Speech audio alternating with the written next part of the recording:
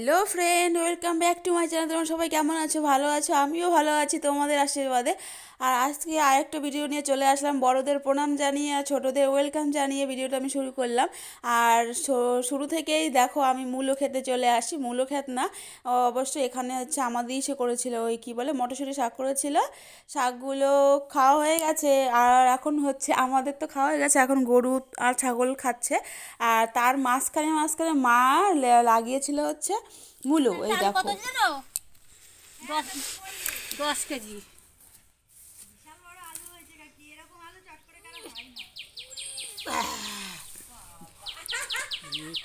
Side. তো বন্ধুরা দেখতে পাচ্ছ মূলোটা কত বড়, অনেক বড় মূলোটা। ফোনের মধ্যে একদম ছোট লাগে দেখতে, কিন্তু মূলোটা অনেকটাই বড় দেখো। আর আমার মেয়ে হেঁটে হেঁটে যাচ্ছে। তারপরে আমি চলে গেছি হচ্ছে ভেন্ডি গাছ কাটতে। এই দেখো, তোমাদের আমি দেখাইনি, ভেন্ডি গাছটা হচ্ছে অনেক বড়, অনেক বড় মোটা। আমি এরকম ভেন্ডি গাছ কোনোদিনই দেখিনি। মানে মানে আমার লাইফে ফার্স্ট এরকম ভেন্ডি গাছ। আর ভেন্ডি গাছটা উঠোনের মাঝখানে হয়েছে। কি বলো তো, অনেকেই জিজ্ঞাসা করে যে এটা কী গাছ, এটা কী গাছ। আর এই দেখো আমার হচ্ছে ড্রাগন গাছের ওপরে ভেন্ডি গাছটা পড়ে গেছে। আজকে তো ও আমাকে মেরেই ফেলবে বাড়িতে এসে। ভাগ্যিস ড্রাগন গাছে কোনো কিছু হয়নি। না ভাঙে না, আমার শস্যগুলো দেখো।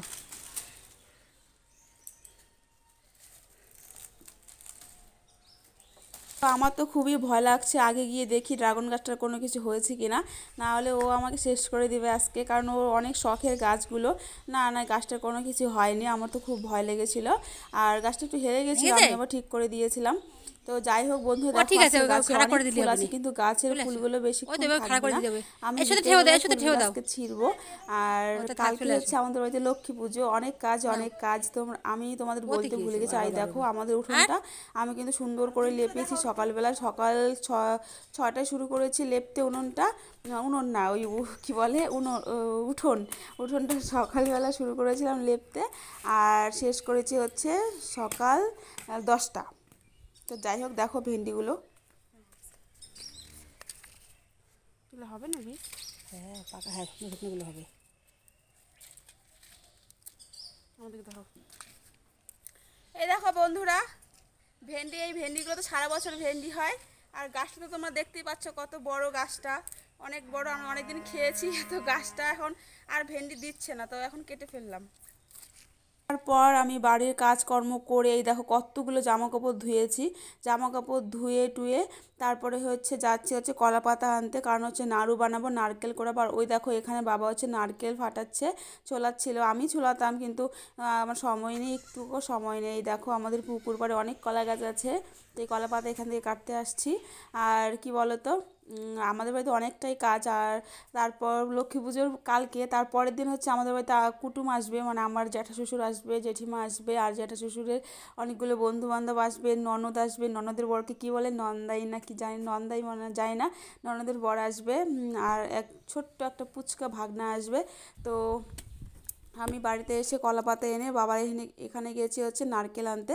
বাবা অনেকগুলো নারকেল ছোলাচ্ছিল, কারণ হচ্ছে নাড়ু বানাবো, লক্ষ্মী পুজোতে ভোগ দিব, যেহেতু কালকে পুজো। আর আমার বরের ছুটি হয়নি কালকে, ও ভেবেছিল যে ছুটি নেবে, কিন্তু আমার ননদ ওরা আসবে বলে ও রোববারে ছুটি নেবে, তার জন্য শনিবারে আসতে পারবে না। এর জন্য ও বাড়িতে নেই যেহেতু, তাহলে আমি একা একা কীভাবে করবো। এর জন্য সকালবেলা এর জন্য কাজকর্ম সেরে স্নান টান করে আমি নারকেল কোড়াতে বসে পড়েছি।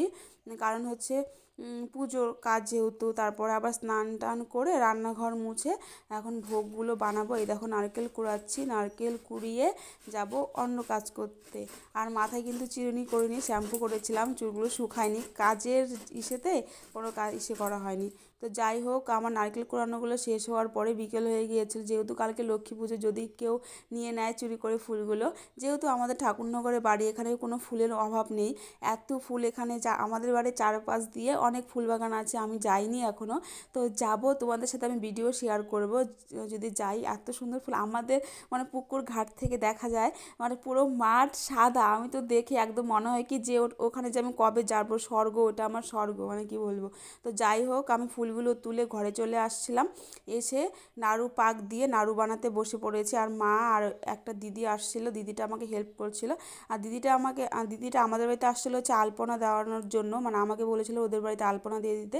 দিয়ে যেহেতু লক্ষ্মী পুজো এবার 2 দিন ছিল, তার জন্য দিদিরা শনিবার দিন করেছে আর আমি করব, না দিদি শুক্রবার দিন করেছে আর আমি করব শনিবার দিন। তো দিদি আমাকে বললো কি চলো না আমাদের বাড়ি একটু আলপনা দিয়ে দেবে। তারপর আমি বললাম যে হ্যাঁ যাবো, তাহলে দাঁড়া আমি নাড়ু আর মোয়াগুলো বানিয়ে নিই, তারপরে যাব। তারপরে এই দেখো আমরা বসে পড়েছি নাড়ু মোয়া বানাতে।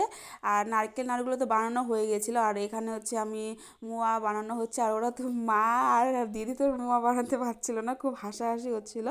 তোমরা ভিডিওটা ভয়েসটা আমি দিইনি, রাখিনি। তো দেখো সব ওরা কিন্তু পাচ্ছিল না নাড়ু মানে মোয়া বানাতে। ওরা বলছিল যে হবে না হবে না, আমি বললাম যে হবে, মাও পাচ্ছিল না।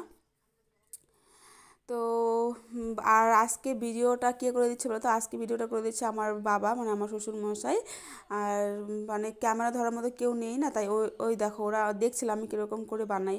আমি কিন্তু আমার বাপের বাড়ি থেকে সব কিছু শিখে আসি। আমার মা আমাকে মা আর কাকিমা যখন বানাতো নাড়ু, তখন আমি পাশে বসে থাকতাম আর নাড়ু বানানো শিখতাম। তো আমাদের ওইখানে তো যেহেতু সবাই আমরা একসাথে থাকি আর সবাই সবার কাজ করে দেয়। পিসিদের বাড়িতে যখন নাড়ু বানাতো আমাকে ডাক দিত, আমি চলে যেতাম বৌদিদের ঘরে। মানে আমি শুধু এসবই করতাম। আমার মেয়েবেলা থাকে না, যে কোনো সংসারে কোনো চাপ থাকে না, কোনো ঝামেলা থাকে না। আমি শুধু টিউশন পড়াতাম আর লক্ষ্মী পুজোতে যেহেতু ছুটি থাকে, তখন আমি এরকম করে বৌদিদের বাড়ি, আমাদের ঘরে কাকি আর মা সবসময় একসাথেই নাড়ু বানাতো, তাদের সাথে তো আমি থাকতামই। এছাড়াও বৌদিদের ঘরে, পিসিদের ঘরে আমি গিয়ে গিয়ে বানিয়ে দিতাম, ওরা ডাক দিতাম, আমি বানিয়ে বানিয়ে দিতাম। আর আমার দাদা আছে, রাজু দাদা, মানে আমি ওকে ভালোভাবে ডেকেছি ভ্যাবলা দাদা। ও তো আমাকে সব কিছু শিখে, মানে ও আর আমি এরকমই করতাম, সবার সাথে সাথে গিয়ে মানে সবার বাড়িতে বাড়িতে গিয়ে এসব বানাতাম। ভ্যাবলা দাও সব কিছু পারে, আমিও পারি মোটামুটি। এই দেখো সব কিছু বানানো হয়ে গেছে, এখন আমি বানিয়ে টানিয়ে এখন যাব দিদিদের বাড়িতে আলপনা দিয়ে দিতে। তো বন্ধুরা, তোমাদের যদি আমার ভিডিওটা ভালো লাগে তাহলে লাইক কমেন্ট শেয়ার করতে ভুলো না। আর যেহেতু আমি একা ক্যামেরা ধরতে হয়, বাবাও অত ভালো ক্যামেরা ধরতে পারে না, যদি কোনো ভুল ত্রুটি থাকে তাহলে সরি। আর তোমরা সবাই আমাকে আমার ভিডিও দেখো, আমার ভিউজ কমে যাচ্ছে, খুব কষ্ট হয় ভিউজ না হলে, কি বলবো আর।